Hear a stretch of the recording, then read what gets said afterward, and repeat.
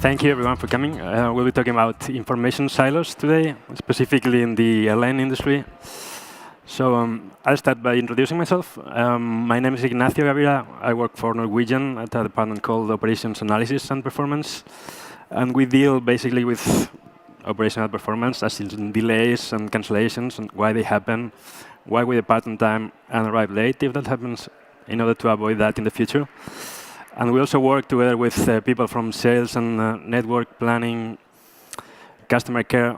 So we try to integrate data from all departments, although they all have their own analysts and they do the things. Before Norwegian, I was working in Airlines, which is a low cost from Spain. And I have a commercial pilot license, which is not of no use here. And I was a freelance online developer beforehand. Now, I want to talk about the specifics of the airline industry because, of course, every industry has their own specific stuff and their quirks, but airlines have some issues that are their own, which is, for example, we compete in a highly competitive market, especially in the low-cost segment. It's believed that in 10 years, low-cost carriers will transport about half of the passengers in Europe. We have critical 24-hour operations. We can't stop the aircraft in the air, so a lot of the resources for IT, data, and everything have to go to the live operation, which leaves less resources for the rest of us. We are very exposed to external factors such as air traffic control, which is an issue we suffer every summer in Europe, especially. We have the fuel prices, we have weather, they all affect us.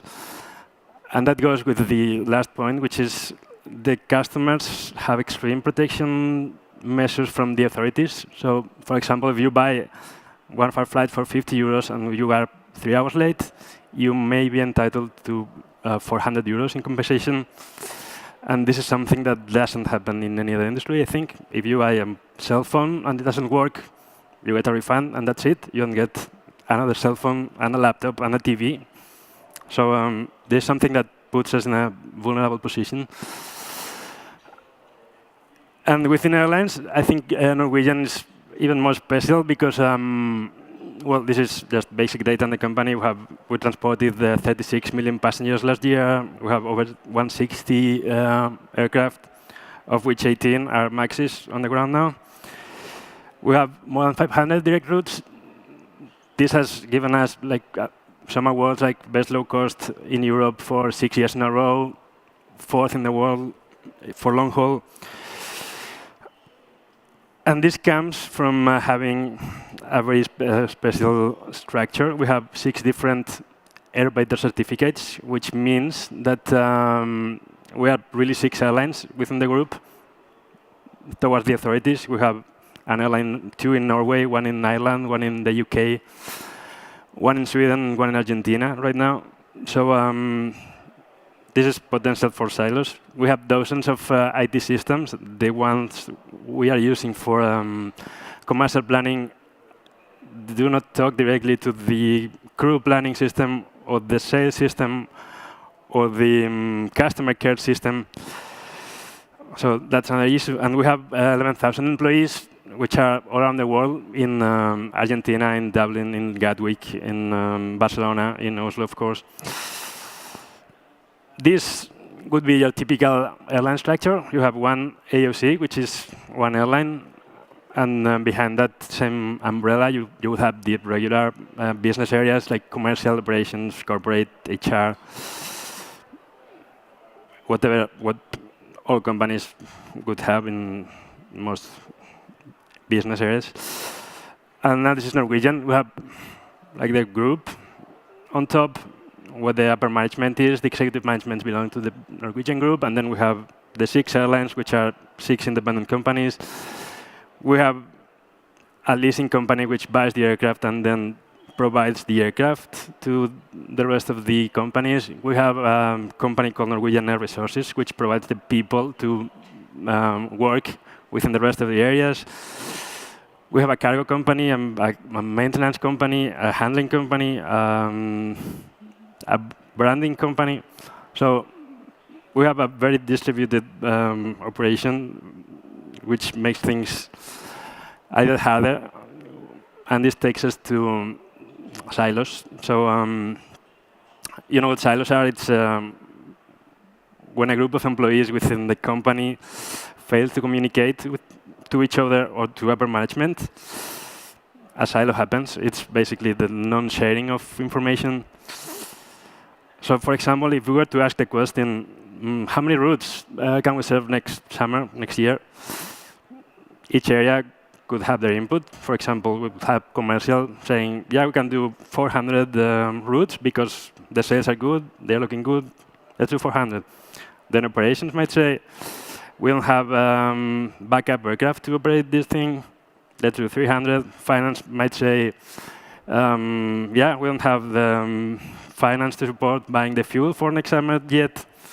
Marketing might say, yeah, let's do 500 because it's a round number, whatever. And the issue comes when all these people don't talk to each other, and the executive management has to pick who's right here. They will usually side with the commercial side for some reason.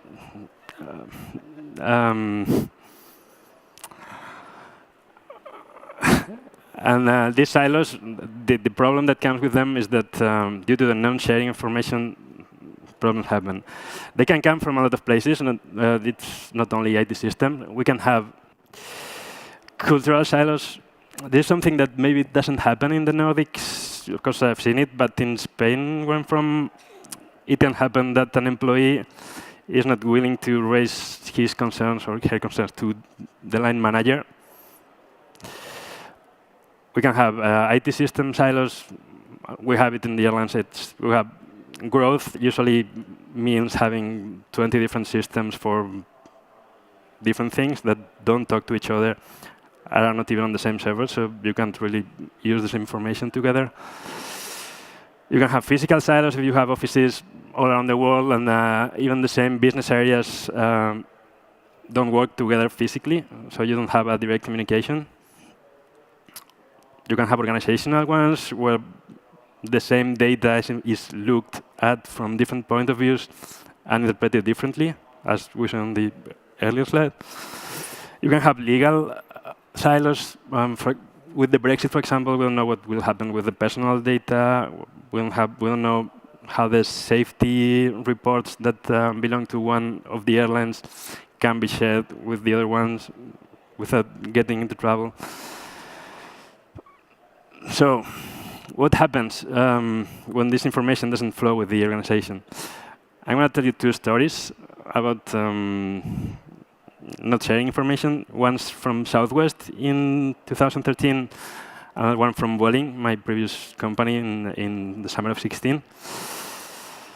So Southwest it's considered the first low cost in the world. It was founded in 1971, and they've been flying for 50 years. It's the biggest domestic airline in the US.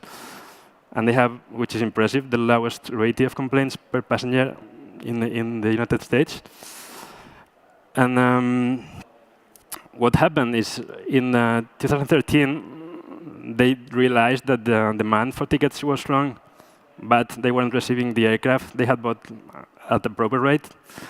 So they wanted to fly more flights, and they had two options, basically. Keep the schedule as they were doing it until now, or try to squeeze in more flights using the same aircraft, same people, and same everything. And of course, they chose to squeeze in the schedule. And this happened.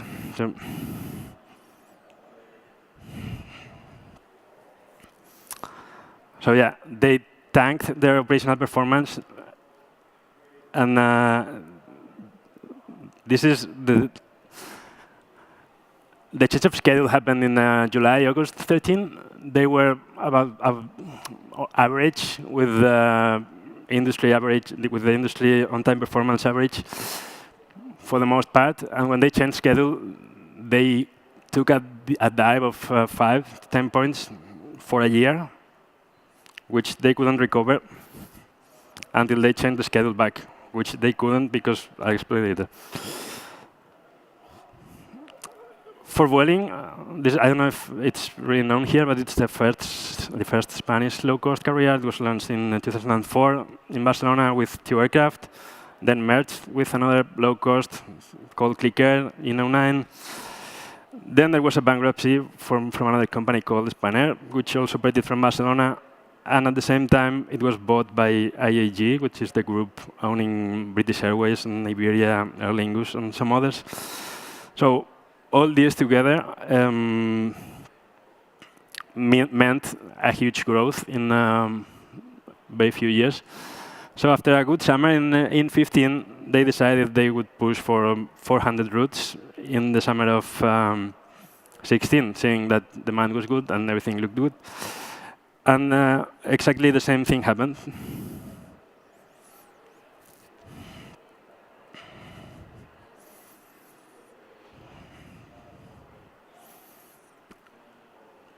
The difference with Southwest is that Southwest puts all the effort into customer care, and they don't suffer much of an image crisis, but Vueling didn't. And not only they had the image crisis, and the operational problem, they also had a lot of fines, had to pay compensation for a lot of things.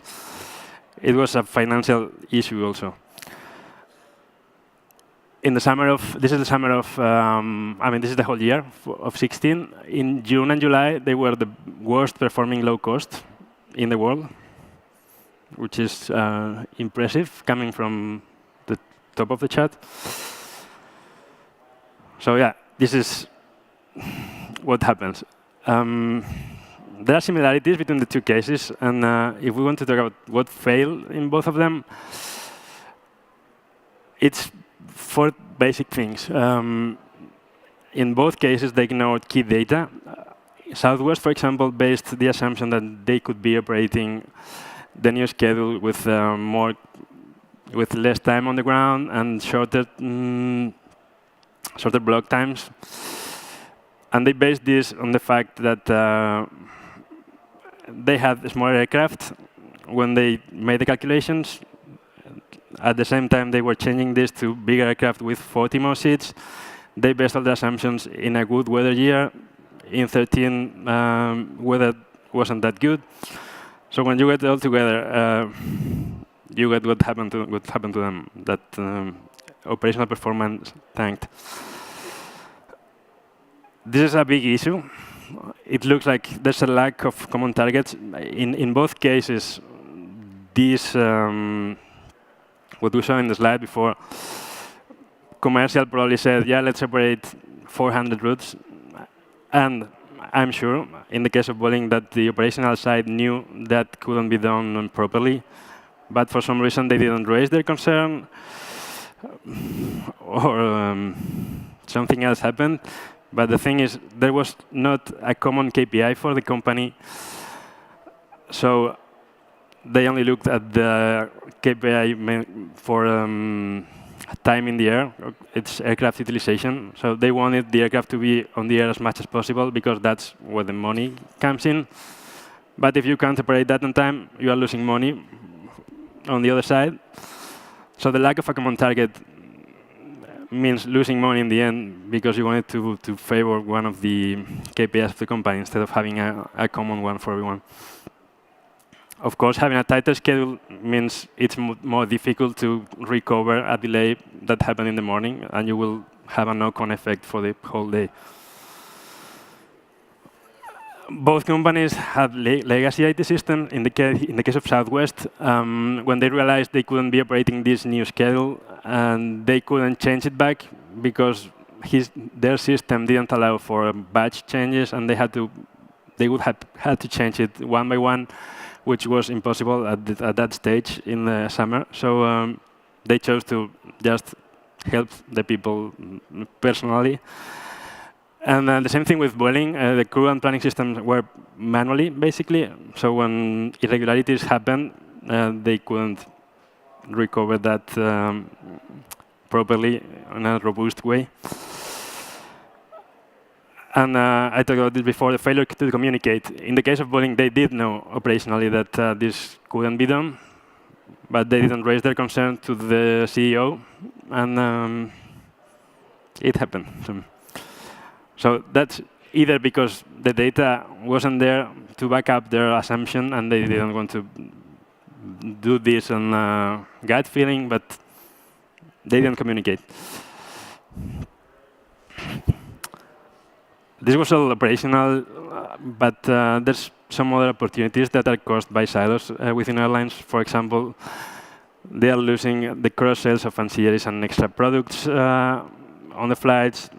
They can't anticipate customer behavior based on social network data because social network data is not linked to anything else in the company. You can't manage irregularities in real time, and there's a lot of money here because of the delay compensation thing.